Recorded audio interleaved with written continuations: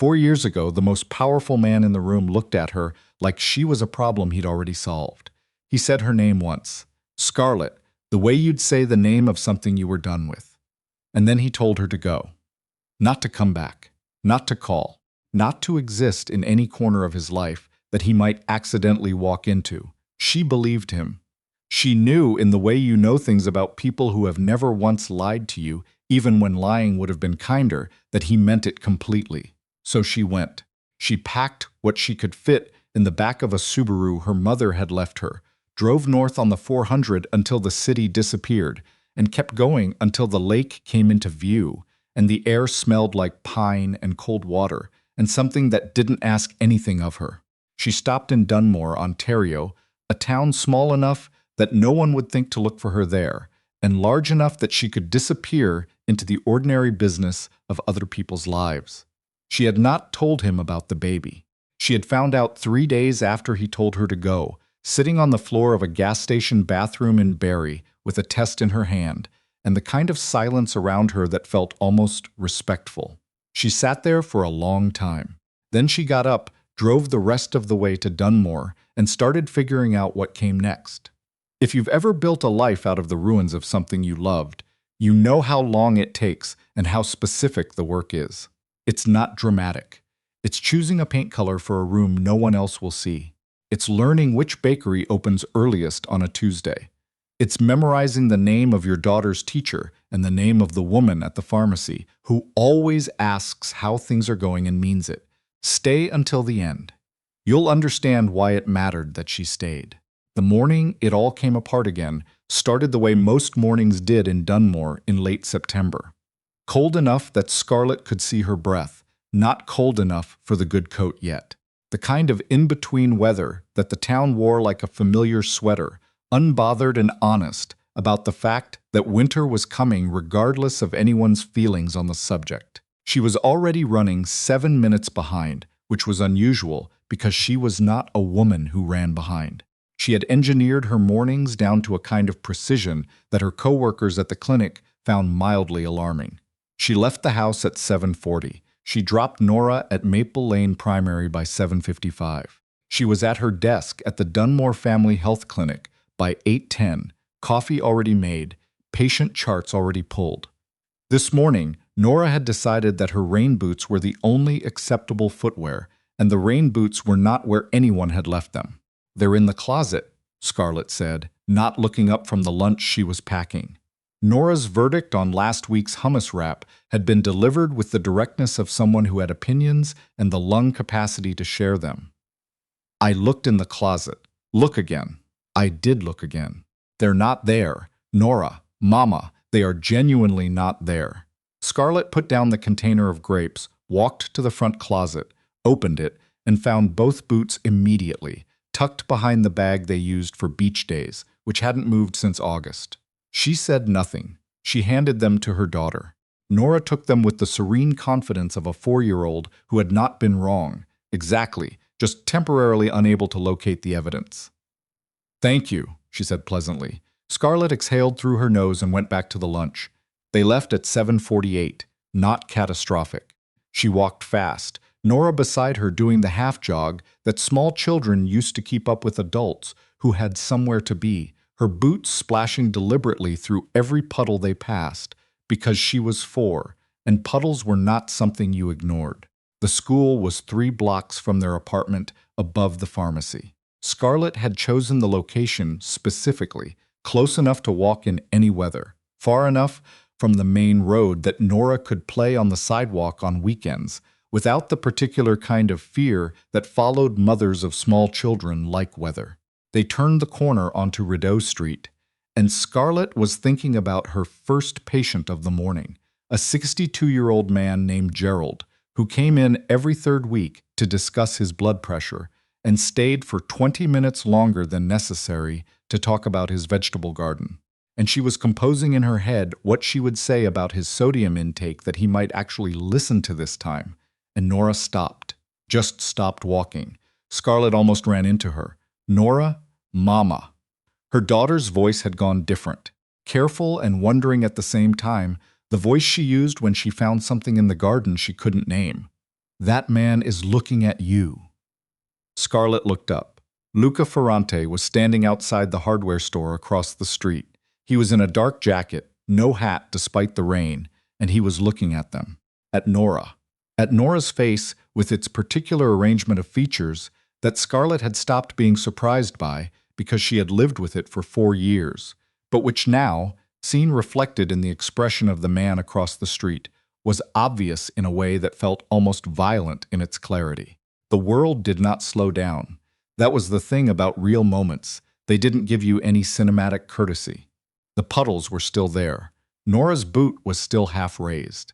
A woman walked past them pushing a stroller and said good morning, and Scarlett's mouth said good morning back without her having made any decision about it. Luca's eyes moved from Nora to Scarlett. She had 4 years and 3 months of not seeing that face. And she had thought, in the private arithmetic of long nights and the gradual accumulation of ordinary days, that she had made it small enough to survive running into, that she had done the work, that she was past it. She had not been past it. She had just not been standing 3 meters away from it. He was the same and different in the way that 4 years made people. The jaw was the same. The stillness that had always been one of the most disarming things about him. The quality of a man who never moved unnecessarily, who treated stillness the way other men treated action, as a form of authority. Still there. The lines around his eyes were deeper. There was something in his face that she didn't have a name for yet and wasn't sure she wanted to. She took Nora's hand. She walked to school. She did not look back. She told herself this the whole 3 blocks. Do not look back. Do not look back. Drop her off. Go to work. Gerald and his blood pressure and his tomatoes. Do not look back. She dropped Nora off. She stood outside the school doors for approximately 30 seconds, which was not something she did. Then she turned around and walked in the direction of the hardware store. He was still there. She had known he would be. That was the part she didn't examine too carefully. How long have you been in Dunmore? She said. It did not come out as a question. 3 days. Why, I'm looking at a property. He paused. Development project in Dunmore. It's a growing market. The rain came down between them, patient and indifferent. She thought about all the things she had planned to say. In the years of imagining this conversation, all the speeches she had composed at 2 in the morning when sleep wouldn't come, and the wrongness of the whole situation pressed down on her chest like something physical. None of them were available to her right now. She has your eyes, Scarlett said. Something moved through his expression, not surprise, not quite, but something adjacent to it. Something that had been braced for a different sentence. I know, he said. You know, I saw you. 10 minutes ago. He stopped. Then he said it again, steadily. I know. She looked at him for a long moment. The rain continued its business. Somewhere behind her, a car went through a puddle and threw water against the curb. I'm going to be late for work, she said, and she walked away. She saw 4 patients that morning. Gerald came in at 9:15, and she asked him about the garden, and he told her that the late tomatoes had done surprisingly well, and she listened, and she said everything she was supposed to say, and she ordered his blood work, and she saw him out, and then she sat in her office for 4 minutes with her hands flat on the desk and thought about nothing deliberate. Just let her mind go wherever it went. It went to Nora, of course. It always went to Nora. Nora at 4 months old, the specific weight of her in Scarlett's arms, the fact that she had not thought it was possible to feel something that large and still continue to operate as a person in the world. Nora saying her first clear word, which had been boot. Not mama, not a name, but boot, with great conviction, pointing at the closet. Nora at 3, asking why she didn't have a dad, and Scarlett saying that some families were built differently, that their family was built around the 2 of them, and Nora saying, okay, and going back to her coloring with the matter-of-fact adaptability of small children who had not yet learned to treat these conversations as things you had to make room for by being upset. Nora would not be 3 forever. She called her best friend Maya at lunch and said, he's here. Maya, who had met Luca once, 4 years ago, at a work event that Scarlett had brought her to as emotional support, and who had said afterward that he was the most controlled person she had ever met in a way that she didn't entirely mean as a compliment, said nothing for 3 full seconds. Then, in Dunmore, outside a hardware store, he was just standing there, in the rain. Scarlett, I know. Does he know? He saw her face. Another silence. What do you need? She thought about it honestly. That was the thing about Maya. She asked the question and meant the literal answer, not the polite one. I don't know yet, Scarlett said. I'll tell you when I do. He came to the clinic at 4:30. She knew because Deborah at the front desk knocked on her office door with the expression of someone delivering news she found both alarming and interesting in equal measure, and said that there was a man asking for her, and described him in enough detail that Scarlett understood immediately. She went out. He was standing in the small waiting area in his dark jacket, still slightly damp from the rain, looking at a children's drawing that Nora had done 2 months ago and that Scarlett had framed and put up by the door because it was objectively very good for a 4-year-old. It was a house with a garden and 2 figures outside it, and what appeared to be either a very large cat or a small bear, which Nora had clarified was a raccoon, which tracked because there was a raccoon that came through the alley behind their building that Nora had named Gerald, a fact Scarlett had chosen not to share with her patient of the same name. You can't be here, she said. He turned from the picture. I know. I'm sorry. He paused. I just needed to say that I'm sorry for coming here. Luca, I don't want to make this. He stopped. Try it again. I'm not here to take anything from you. I want you to know that. She looked at him for a moment. The waiting room was empty except for Deborah, who was performing a very committed version of not listening from behind her desk. Come back at 5:15, Scarlett said. I'll be done. They walked. That had been her choice. Being in motion felt safer than sitting across from him somewhere and having to look at his face while it did whatever it was doing. The main street of Dunmore in late September was quiet enough at 5:30 that they could walk side by side without navigating around people constantly, which Scarlett needed right now, the freedom of forward momentum. Tell me why you came, she said. The real reason. I told you. The property, Luca. He was quiet for half a block. Then, Ferreira mentioned your name. He didn't know we knew each other. He was telling me about the town, the community, and he mentioned the clinic and the GP there, and he said her name is Scarlett Morrow, and she's been here about 4 years. He stopped walking. She stopped too. I couldn't stop thinking about you, he said. I know what I said when you left. I know what I said wasn't something you undo with 4 years and a property deal in Dunmore. I'm not asking you to pretend otherwise. She looked at him.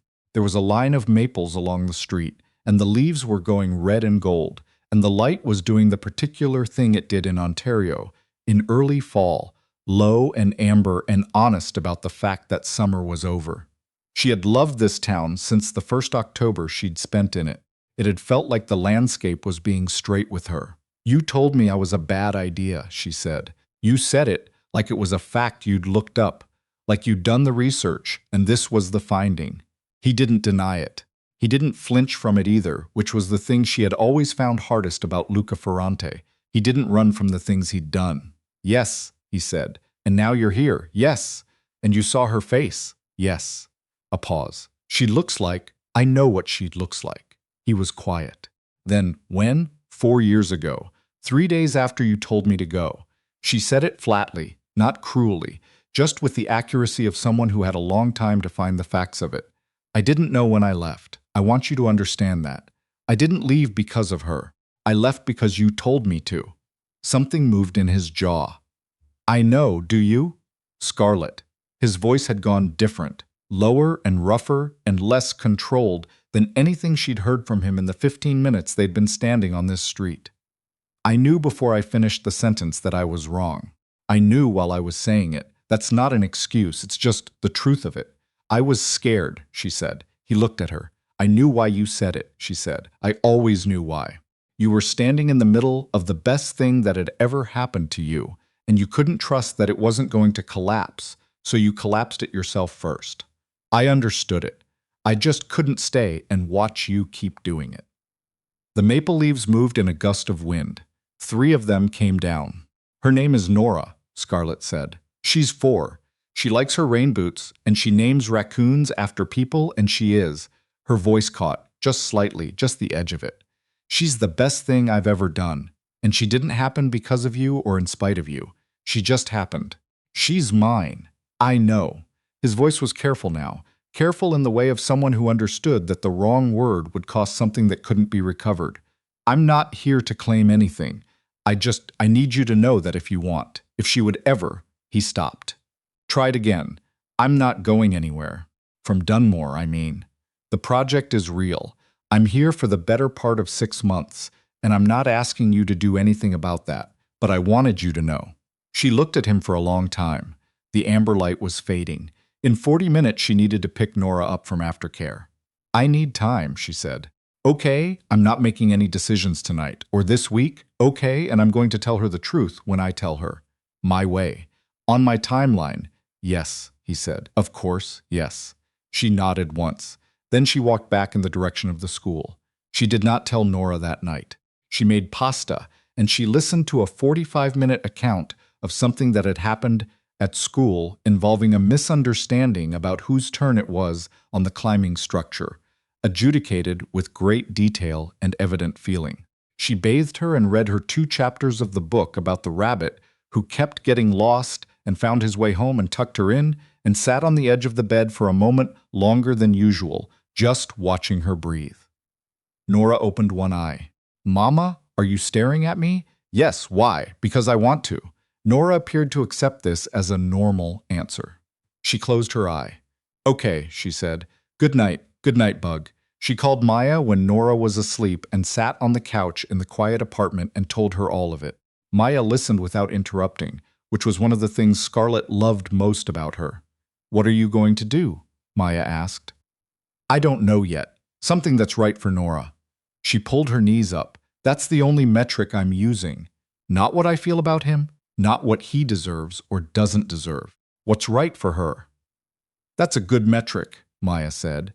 It's the only one that matters. There were 2 weeks of what Scarlett chose to call, privately, the adjustment period.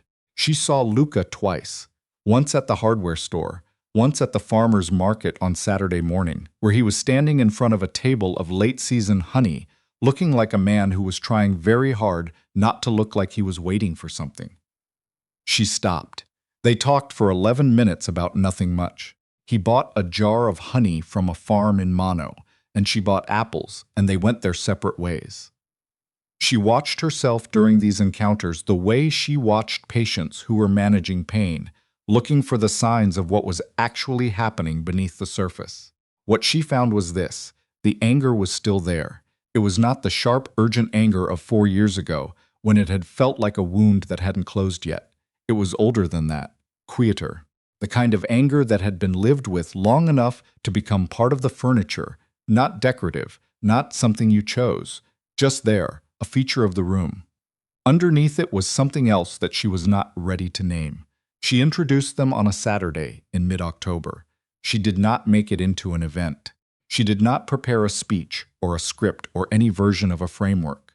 She took Nora to the park on Clarence Street, the one with the yellow slide that Nora loved, with a specificity and loyalty she brought to very few things.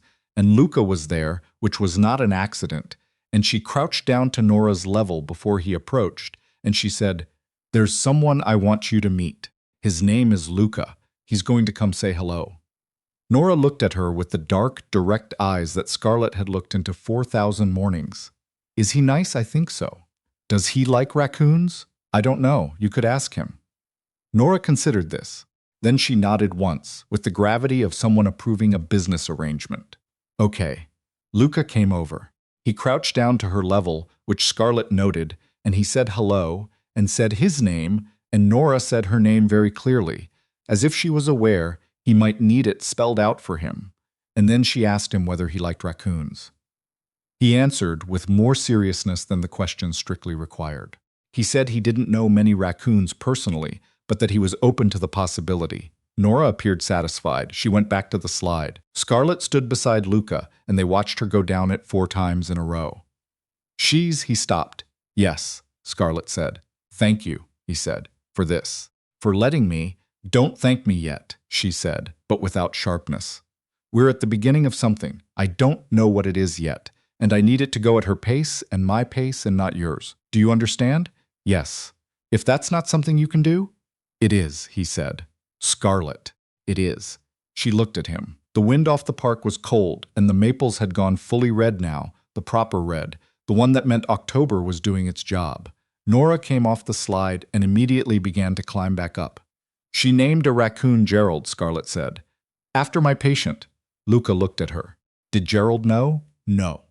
He laughed. It was brief and surprised out of him, and it sounded like something that had been waiting a long time for the right reason.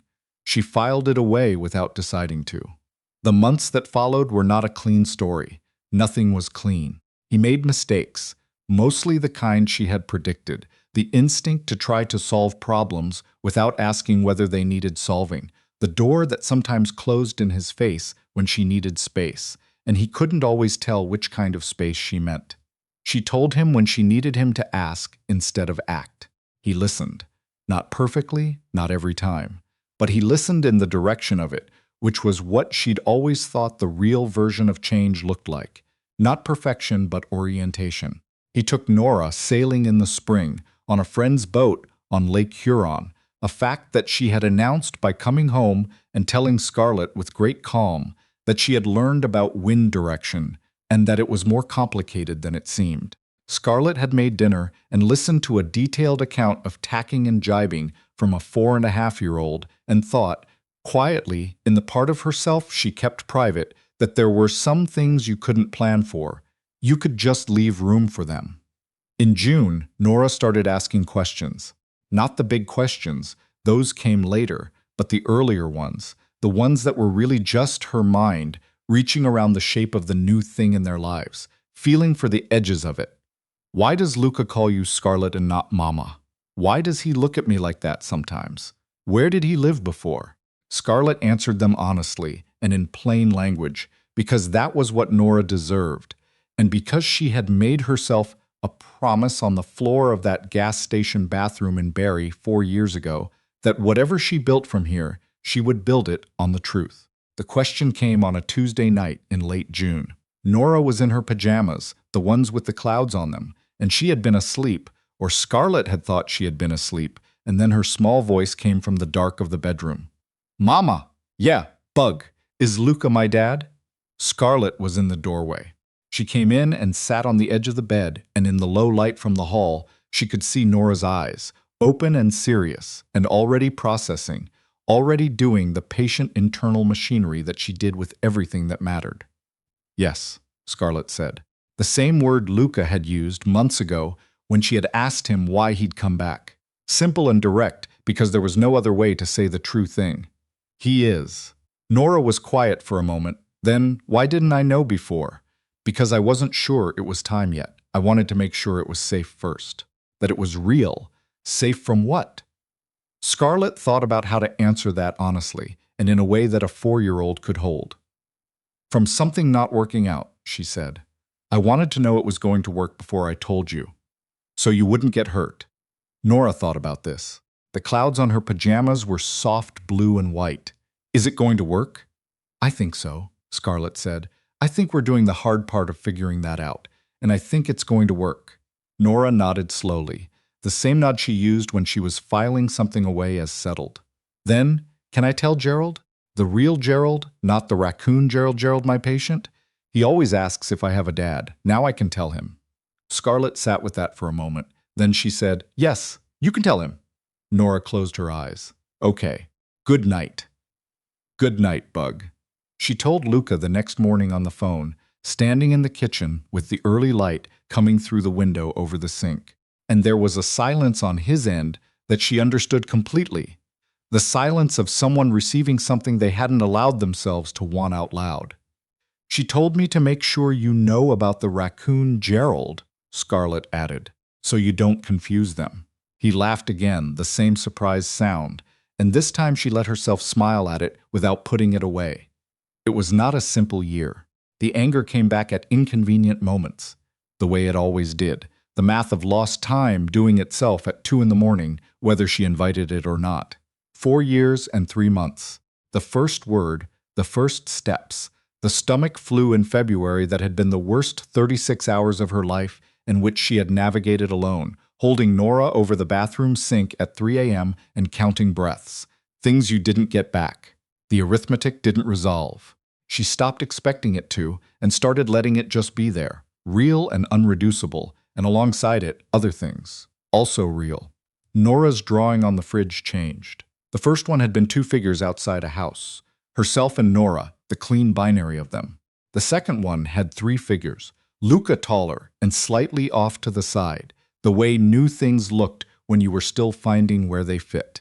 By October, the third drawing had him in the middle, one hand reaching down, and she had drawn a raccoon in the corner of the garden with small, careful details and labeled it in large, uneven letters. Gerald. The raccoon won. Scarlett put it on the fridge next to the others and did not take any of them down. They went back to Dunmore in the 2nd October, a year after the rain and the hardware store, and the moment on Rita Street that had cracked the careful ordinary open. Not to reckon with it. There was no ceremony in it. Just a Saturday afternoon, the three of them at the park on Clarence Street. Nora on the yellow slide with the total absorption of a child who had not yet run out of reasons to go down the same slide repeatedly. Luca beside Scarlett, their shoulders close but not touching, and then touching, without either of them making a decision about it. "She's going to want to go on that slide until dark," Luca said. "She went on it 47 times the last time we were here," Scarlett said. "I counted. You counted. I was curious how long it would take before she got bored. Did she?" "No." He was quiet for a moment. The light was doing the amber thing again, the thing it did every October here, low in gold and entirely without sentimentality. The maples had gone red. The air had the cold edge in it that meant the season was committing. "I've been thinking," he said carefully, "about next year." She looked at him. "Not making any claims," he said quickly. "Not assuming anything. I've been thinking about it." He paused. About what it could look like. She was quiet for a moment. Nora came off the slide and marched directly back to the ladder with purpose. "I've been thinking about it too," Scarlett said. He looked at her. "I didn't say I'd decided anything," she said. "I said I'd been thinking about it." "That's enough," he said, and she could hear in it that he meant it, not as a consolation, not as a placeholder, just as the truth of a man who had learned, in the particular way that necessary loss taught things, what enough actually meant. Nora reached the top of the slide. She paused the way she sometimes did, holding still at the top with the focused satisfaction of someone who knew what was coming and wanted to be present for it. Then she pushed off, and the yellow slide let her go, and she arrived at the bottom in a burst of October air, laughing, already looking back up. Again, she announced to no one in particular. Again, Scarlett agreed. The leaves came down around them, patient and particular, each one making the specific small decision to let go. The lake was somewhere behind the houses, doing what the water always did, indifferent and constant and entirely uninterested in how long any of this had taken. Scarlett felt Luca's hand find hers, and she did not move away, and the afternoon settled around them like something that did not need to be named to be real. Nora climbed the ladder, the light held as long as it could.